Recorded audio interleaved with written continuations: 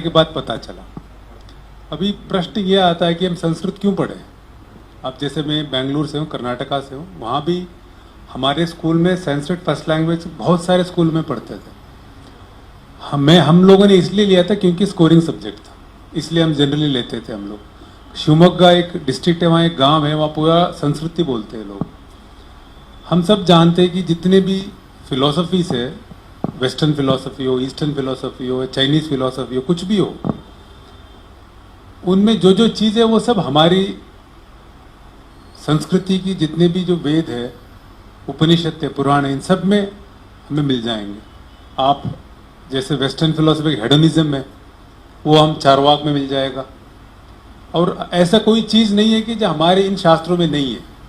आपको जिस तरह से भगवान को, जिस तरह से भगवान ही नहीं, इवन कोई अगर एग्नोस्टिक है, अथीस्ट है, जो भगवान को नहीं मानता है, उनके लिए भी शास्त्र है।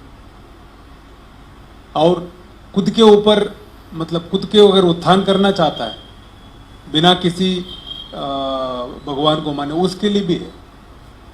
तो हमारे लिए क्यों जरूरत है? क्योंकि बहुत बार जो जैसे भगवत गीता है, वो ट्रांसलेशंस भी बहुत है, लेकिन आप जब संस्कृत समझ के उसकी जो सार आप ग्रहण करते हो, उसमें जो तत्व, उसमें जो सार मिलता है वो बहुत डिफरेंट है। आप जैसे हम सब जानते हैं कि भगवान श्री कृष्ण जब कुरुक्षेत्र युद्ध हुआ, गीता मतलब सार चालू किया, अर्जुन युद्ध नहीं लड़ना चाहता है, तो भगवान श्री कृष्ण शुरू करते हैं कि कुतस्त्वा कश्मलमिदम विषमे समुपस्थितम अनार्या अजष्ट्वा अस्वर्ग्यम अकीर्तिकरम अर्जुन क्लेभ्यम मास्मगम पार्था नहीं तत्वोपपद्यते क्षुद्रम हृदय दौर्बल्यम त्यक्तोत्तिष्ठ परंतप। आप जो संस्कृत में जो इसका सार जो हमें मिलता है और इफेक्ट है, दूसरे लैंग्वेज में इतना अच्छा नहीं मिलता है। आप जैसे आत्म के बारे में अभी पूर्व वक्ता ने बोला, आत्म के बारे में कितना अच्छा एक ही श्लोक में सब कुछ आ जाता है।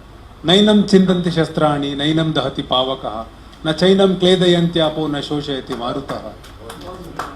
तो ये संस्कृत क्यों पढ़ना है? क्योंकि जो शास्त्र है उनको हम उसी लैंग्वेज में पढ़ेंगे, उसी में पढ़ेंगे तो हमारे लिए समझ बेटर है। और इवन जैसे नॉर्थ इंडियन लैंग्वेजेस है, वो सारे संस्कृत का ही माँ है। इवन हमारे जो चार जो द्रविडियन लैंग्वेजेस है, स्ट्रक्चर डिफरेंट है, लेकिन वर्ड्स बहुत संस्कृत के वर्ड्स है।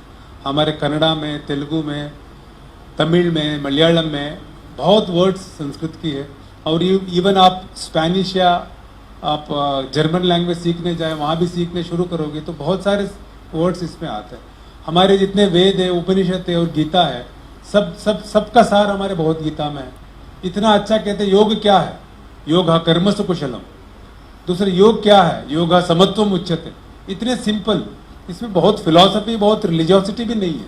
सिंपल आम आदमी को अपनी जिंदगी कैसे अच्छा मतलब बिताए, मतलब खुद के लिए कहते हैं कि आत्मन्यव आत्मना उद्धरेत आत्मन्यव आत्मना अवसादेत। इतने सिंपल बातें हैं, इतने मतलब पूरे हमारे गीता में कहा है।